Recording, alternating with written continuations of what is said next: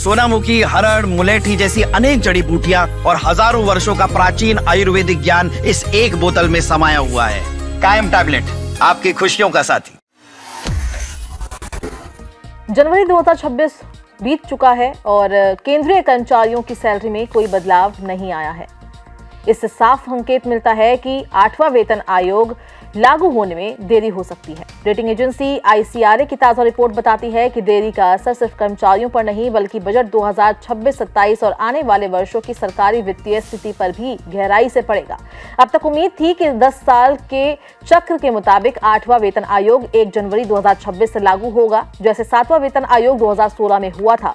लेकिन investment information and credit rating agency ICRA का कहना है कि आयोग की रिपोर्ट आने में अभी 15 से 18 महीने लग सकते हैं, यानी फिलहाल सैलरी रिवीजन की संभावना कम है। ICRA के बजट 2026-27 आउटलुक के मुताबिक वेतन आयोग का असली वित्तीय असर तुरंत नहीं बल्कि फाइनेंशियल ईयर 2028 में दिखेगा। अगर सरकार इसे 1 जनवरी 2026 से रेट्रोस्पेक्टिव लागू करती है तो कर्मचारियों को 15 महीने या उससे ज्यादा का एरियर एक साथ देना पड़ सकता है। इससे सरकारी खजाने पर अचानक भारी दबाव बनेगा।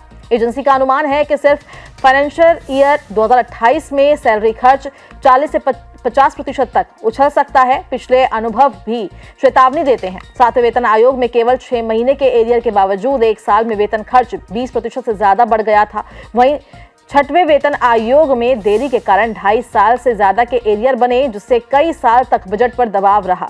इस संभावित झटके से निपटने के लिए ICRA को उम्मीद है कि सरकार 2027 में कैपेक्स पहले से ज्यादा रखेगी। अनुमान है कि पूंजीगत खर्च करीब 14% बढ़कर 13.1 लाख करोड़ रुपए तक पहुंच सकता है, ताकि इंफ्रास्ट्रक्चर और विकास कार्य चलते रहें। केंद्र कर्मचारियों के लिए संदेश साफ है कि सैलरी बढ़ोतरी टली है, खत्म नहीं हुई है। देरी से अनिश्चितता बढ़ी है, लेकिन लागू होने पर एरियर बड़ा हो सकता है। साफ शब्दों में कहें तो 8वां वेतन आयोग अब सिर्फ वेतन संशोधन नहीं बल्कि आने वाले कई बजटों को प्रभावित करने वाला बड़ा वित्तीय मुद्दा बन चुका है।